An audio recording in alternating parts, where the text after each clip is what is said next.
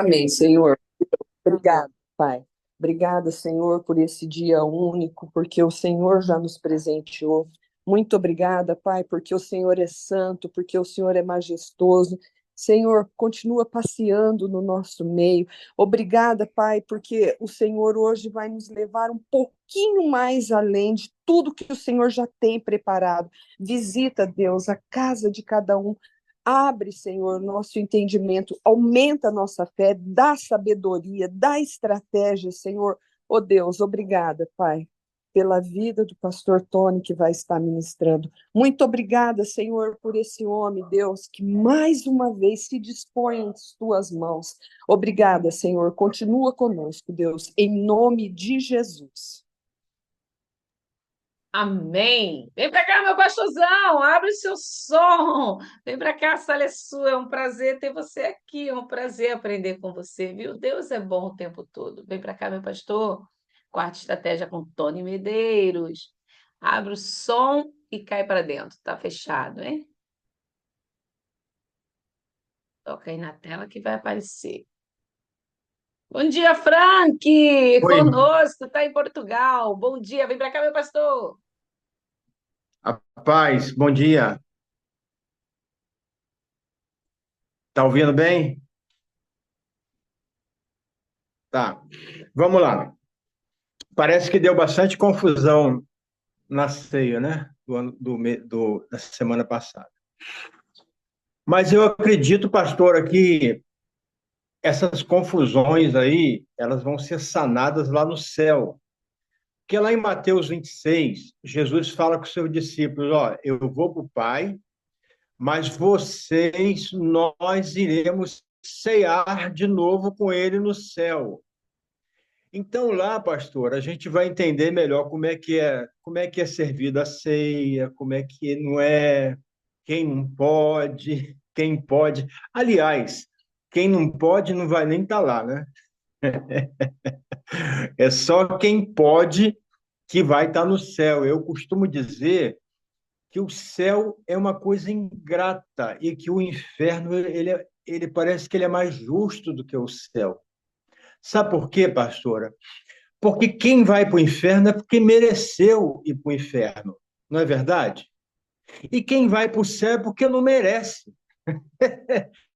Vai por graça, vai pelo sangue que foi derramado no Calvário. Então, se a gente comparar céu e inferno, parece que, sabe, eu fico pensando que nós vamos ter surpresas no céu, pessoas que a gente podia dizer assim: esse cara vai para o inferno. Essa já está no inferno e a gente vai chegar lá, mas você aqui? Mas você. O que não pode, pastor, é alguém chegar lá procurar pela gente e não achar. Isso não pode acontecer. Tá, vamos lá. É, então, no céu, a gente vai ter todo esse esclarecimento. Aqui é tudo meio que conjecturando, né? É uma teologia aqui sobre ceia, outra aqui. É uma exegese que a gente faz aqui, mas no céu, e eu espero que a nossa exegese esteja bem parecida com a exegese lá do céu. Tá, eu falei que muitos ceiam por ignorância, né? E aí ficou meio complicado, né? E tem gente que está 10 anos na igreja, está 20 anos, está 40 anos na igreja, e no primeiro domingo toma lá o copinho, pega o pedacinho de pão, come, bebe e não tem noção. Uma vez eu perguntei a uma pessoa dessas, numa igreja que eu estava, eu perguntei: você tem noção por que você faz isso?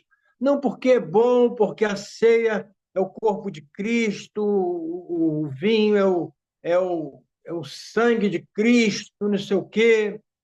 Parece meio que papagaio de pirata, assim, fica repetindo as coisas. Eu falei: não, mas fundamentalmente, espiritualmente, você tem noção do que é a ceia? E aí eu fui ver que essa pessoa de 30 anos na igreja não tinha noção do significado da ceia. Então, é uma ignorância.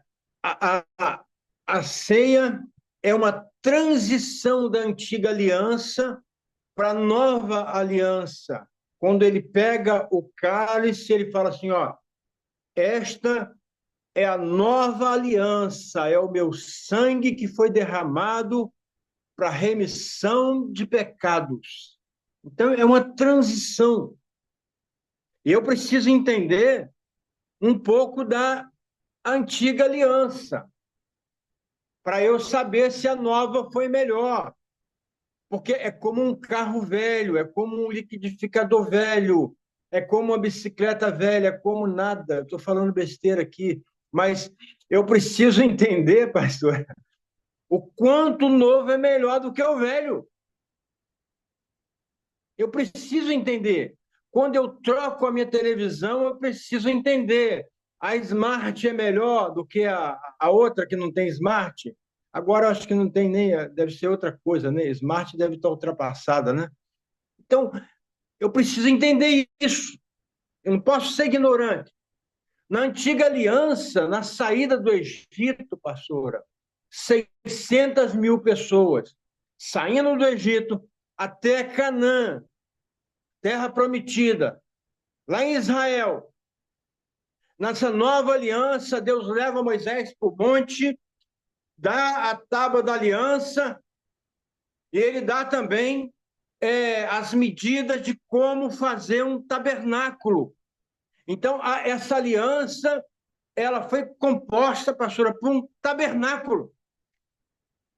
E o interessante é que o tabernáculo não dava para congregar, porque tabernáculo é habitação, é lugar de habitar. Não daria para congregar 600 mil pessoas. Ele tinha, parece que 5 por 3, 13. Era dividido em 3 lugares, até o último era o Santo dos Santos. Quem cuidava era da tribo de Levi, quem entrava no Santo dos Santos eram os sacerdotes, e o sacerdote tinha que estar impecável. Eu não me lembro bem da história, estou falando aqui, gente, se eu pular alguma coisa, vocês me perdoam, mas eu estou falando o que está vindo na cabeça agora. Mas o sacerdote, para entrar no Santo dos Santos, amarrava uma corda na cintura dele, tinha os sinos nas orlas da veste, da estola, e quando o sino parasse de tocar, é porque o sacerdote tinha pecado, ele era fulminado, e ele era arrastado para fora do Santo dos Santos. Era um lugar, pastora, que lá em Êxodo 40, Moisés tenta entrar, mas não pôde entrar devido à glória de Deus. Uma nuvem da presença de Deus ocupava o lugar. Então, essa congregação, pastora, eles congregavam externamente, não era dentro. Quem habitava dentro era o Deus de Israel. Para congregar, para tabernacular com o povo, até que chegasse a nova Canaã. Mas isso é uma outra história.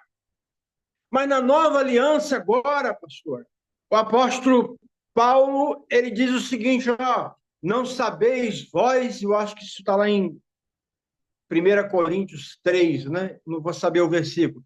Não sabeis vós que sois templo do Espírito Santo, que vocês agora são habitação do Espírito Santo. Então a gente já vê um pouco da diferença da nova para a velha. Na velha ele habitava na tenda.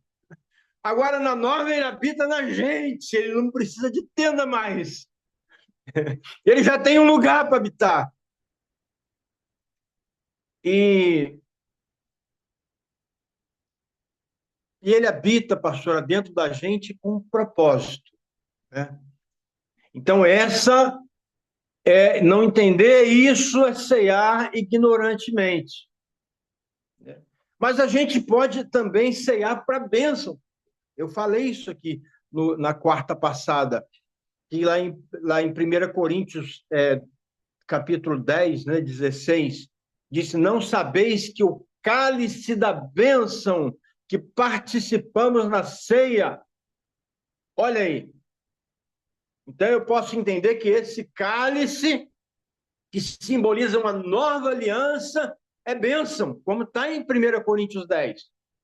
É bênção, pastora, porque Antes tinha alguns espíritos que habitavam na gente. Hoje é o santo. Esses dias eu fui evangelizar um espírita, ele falou assim, mas como é que é a tua religião? Ele falou assim, eu tenho um espírito encarnado que já encarnou no meu pai, já encarnou na minha mãe, e veio do não sei da onde. Aí eu falei, mas é um só? Ele falou, é um só. Eu falei assim, eu tenho três.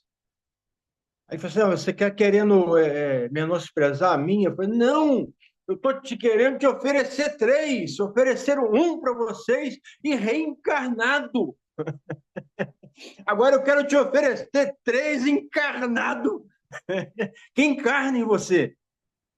E aí eu pude falar de Jesus para esse moço, apresentando para ele três que habita agora em nós. Então, é cálice da bênção, é o novo cálice, a nova aliança que proporciona isso. Mas ele fala também que a gente pode comer para maldição, em 1 Coríntios, né? No capítulo 11, no versículo 27, aquele que come e bebe sem discernir o corpo, come para condenação. E ele fala assim, e por isso há muitos... onde está isso aqui, meu Deus? E por isso há entre vós muitos que dormem e muitos que estão doentes. Então não é bênção. Dependendo do jeito que eu como isso, do jeito que eu bebo isso, não pode ser bênção, pode ser também maldição. E a gente, pastora, faz um monte de regras para a ceia. Eu não quero falar aqui não, porque eu posso estar indo de encontro à doutrina de muita gente que está aqui, que está em outra denominação, que frequenta outra igreja, mas tem as regras. Eu não quero discutir aqui se está certo, se está errado. Quem sou eu? Quem sou eu na fila do pão para discutir isso? Mas tem muita gente que diz, você não pode ceiar porque você não é casado, você não pode ceiar porque você não é batizado, você não pode ceiar porque você não congrega aqui, você não pode ceiar porque você não é dessa congregação, é de outra congregação, você não pode ceiar porque você é feio. E aí a gente vê na Bíblia, quando Jesus fala lá em Mateus, no capítulo 26, vai a um lugar e diz que eu quero ceiar, comemorar a Páscoa com os meus discípulos. Isso eu não estou conjecturando. Ele falou. E se Jesus falou, ponto final. Jesus é a nossa regra de fé e prática, ponto final. Se Jesus falou, está falado. E aí, pastora, quem é que ele leva para essa ceia? Ele leva Judas, um traidor, ele leva Pedro, um homem que vai negar, ele leva Tomé, que tem que ver, tem que botar a mão para crer. Lá em Coríntios, quem está participando da ceia, pastora, é gente que o apóstolo Paulo fala no versículo 17, vocês não congregam para melhor, vocês congregam para pior. Vocês fazem divisão na igreja, vocês estão bêbados. Tinha gente bêbado naquela ceia, pastora. E o apóstolo Paulo pega a freio, vocês menosprezam, vocês fazendo isso, vocês menosprezam a igreja de Deus. E menospreza também aqueles que não têm nada, porque eles não comem, e vocês se empanturram. E aí ele vai e diz assim, porque eu recebi do Senhor. Não é nada do que vocês receberam de outros líderes, será de quem? Eu recebi do Senhor. Fazer isso em memória de mim, disse o Senhor. O que é a memória? O que é a memória?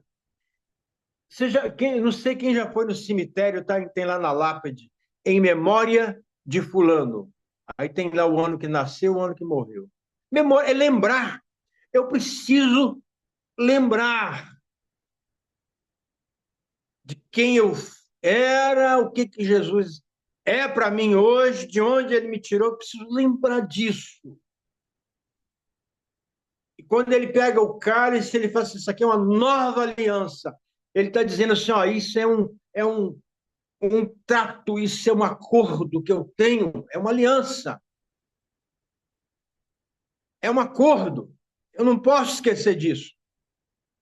Aí, pastora, para a gente não se atropelar nessa questão de comer de uma forma ignorante, não comer para maldição, mas comer para bênção. A Bíblia diz assim, lá no versículo 28, do capítulo 11, de 1 Coríntios, examinais, pois, o homem a si mesmo, e assim coma do pão. Eu acho bacana isso, pastor. Sabe por quê? Porque o apóstolo Paulo não fala assim, examine o pastor a você mesmo. O apóstolo é que tem que te examinar. Ele não diz isso. Não, é eu, o apóstolo Paulo, que tem que examinar. Não, não, não.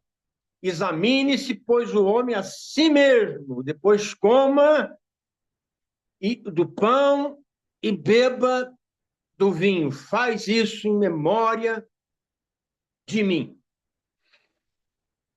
Tá, pastor. Então vamos lá. A gente entendeu essas etapas da ceia. É que eu tenho que falar rápido, eu tenho que costurar isso aqui muito rápido, pastor. E aí, pastora, com esse ser agora dentro da gente, com esse ser agora dentro da gente, aí a gente precisa ir para o livro de Hebreus, no capítulo 13. E aí, pastora, ele diz assim, ó, no capítulo 13, no versículo, a partir do versículo 12, ele diz assim, ó, por isso foi também Jesus Cristo para sacrificar pelo seu próprio sangue, sofreu fora das portas. Saiamos, pois, a ele fora do arraial, levando o seu vitupério, a sua vergonha. Na verdade, não temos aqui cidade permanente, mas buscamos a que há de vir por meio de Jesus Cristo, pois ofereçamos a ele louvores de lábios que confessam o seu nome e não negligenciamos a bondade, né, que ele diz aqui, a prática do bem, e nem a comunicação, a cooperação, pois de tais sacrifícios Deus se agrada. Então, pastora, ele diz aqui que eu preciso anunciar Cristo fora do arraial, não é? Por isso também Jesus, para sacrificar, sofreu fora das portas do arraial. Eu vejo aqui que o ministério de Jesus era 90% fora e talvez 10% dentro. E quando ele tentou funcionar 10% dentro do templo, deu problema. Jesus Cristo era fora. Jesus gostava do cheiro de gente. E aí eu vejo aqui, pastora, que quando ele fala de que eu preciso agora, revestido com essa presença dentro, anunciar ele fora dos arraiais,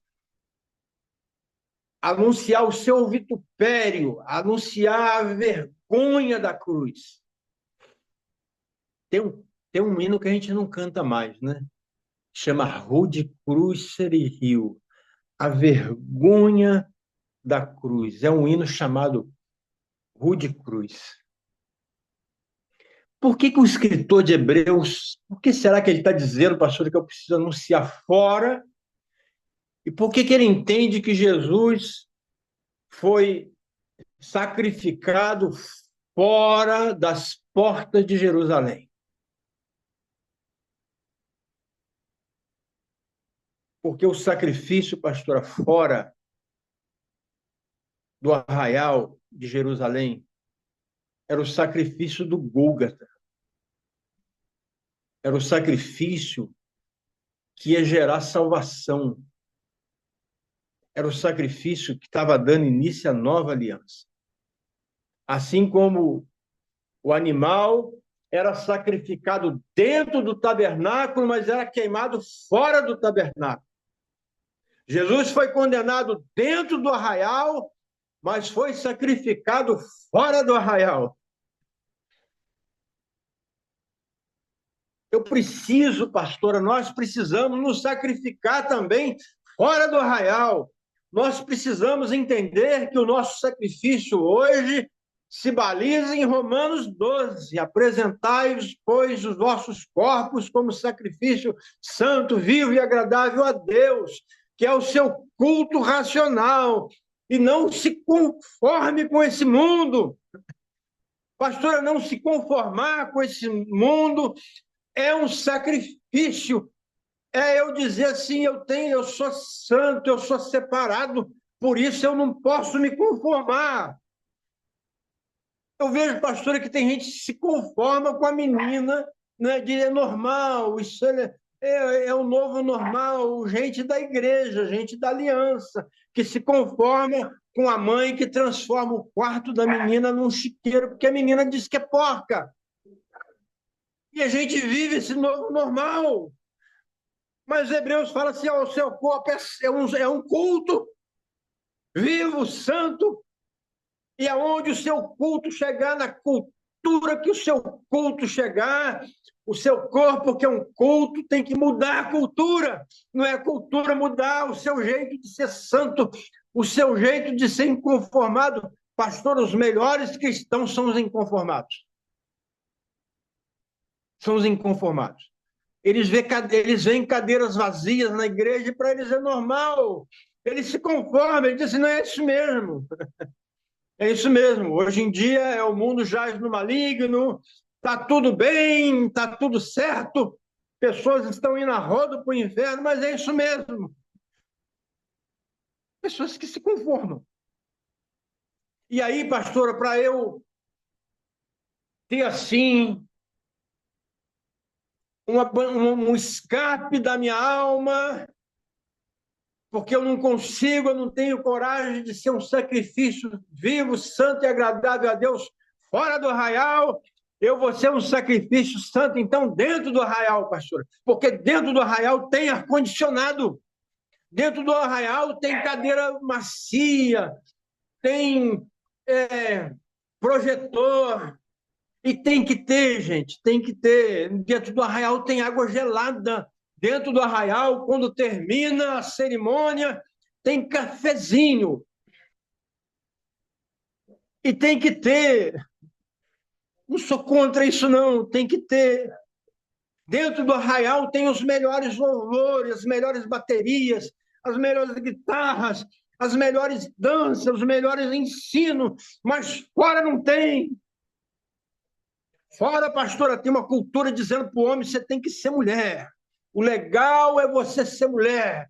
Dizendo para a mulher, o legal é você ser homem. O legal é você ser corrupto. O legal é você se corromper. Isso é fora do arraial. Então a gente tem que ser luz, pastora, fora do arraial. Eu tenho que entender, pastora, que esse rei está dentro de mim porque eu sou habitação desse rei. Ele diz assim, olha, o reino de Deus está dentro de você. Isso está em Lucas 17, nós já falamos aqui. O reino está dentro de você. O reino não está fora de você, está dentro. Mas ele, em Mateus 5, ele diz, busca em primeiro lugar o reino de Deus. Então, busque em primeiro lugar o que está dentro de você. E o que está dentro de você é um rei. E você é um súdito. Busque em primeiro lugar você entender isso. Pastor, não dá mais tempo, né? Não dá mais tempo. Sempre assim. Sempre assim, pastora. Deus abençoe, pastora. E abençoe a todos nós que estamos aqui nessa quarta estratégia. Ainda temos aí alguns minutos, hein, meu pastor? Meu Deus, somos habitação. É porque quando mostra esse tempinho aí ele está dando uma contagem para a gente agora de 9 minutos. Mas vem para cá, finaliza e ora aqui, que a gente fica aqui. Depois do estudo do pastor Tony, eu não sei se você fica igual a mim, eu fico igual uma barata tonta, eu levo um tempo. Aqui no escritório, sabe, pastor, eu levo um tempo para sair daqui. Eu faço as anotações, depois eu vou revendo e eu fico igual uma barata tonta. Eu não sei se você fica assim também, mas eu acredito que seja bom. Vem para cá, finaliza. Temos aí, ó, 8 minutos. Então, pastora, por que eu digo isso, pastora? Porque nós somos adestrados, treinados muito para dentro, pastor. Muito para dentro. Eu não estou dizendo que não tem que ser para dentro. Estou dizendo que a igreja que nós deveríamos imitar, eu chamo ela de a insuportável igreja criada pela Trindade, que é a igreja de Jerusalém, que é a igreja de Atos dos Apóstolos. A gente não suporta essa igreja, pastor. Os pastores não suportam, os membros não suportam essa igreja. Ela é insuportável, a igreja de Atos de Corinto. Tirando a ironia nessa frase, por que a gente não suporta, pastor? Porque eles perseveravam na doutrina dos apóstolos. Eles perseveravam naquilo que eles aprenderam de Jesus. Eles estavam juntos no partir do pão, na comunhão. E havia milagres naquela igreja, pastor. Havia anjo transitando dentro daquela igreja. Aquela igreja, ela foi direcionada por Jesus no período de 40 dias que ele ficou na terra, depois da ressurreição. Essa igreja ela foi visitada pelo Espírito Santo, ela foi assim cheia, preenchida os corações pelo Espírito Santo, ali no dia de Pentecoste, eles recebem poder, e havia um colaborador, pastor, que trazia os salvos, as pessoas que iam sendo salvas cada dia para a igreja, que era o próprio Deus. Então, uma igreja que foi idealizada, projetada pela Trindade. E a gente vê que a Trindade projetou alguma coisa junto lá em Gênesis, quando eles disseram, façamos o homem, haja luz. Lá estava presente a Trindade também. Mas essa igreja, pastor, ela começa com 12 pessoas cheias, entendendo que eles eram uma habitação do Espírito Santo, que eles eram templo do Espírito Santo e que eles tinham que apresentar os seus corpos em sacrifício santo, vivo e agradável a Deus, e irem para Jerusalém, independente dos seus empregos, dos seus apartamentos, dos seus carros, dos seus tudos. Ir para Jerusalém. Começa com 12. 12 vai para 120. 120 vai para 3.000 pessoas. 3.000 pessoas vai para 5.000 pessoas. De 5.000 pessoas, a partir de Atos 6, vai para 10.000 pessoas. E a Bíblia diz em Atos 6 que crescia, então, agora não o número de discípulos, mas a multidão de discípulos. E aí, pastora, eles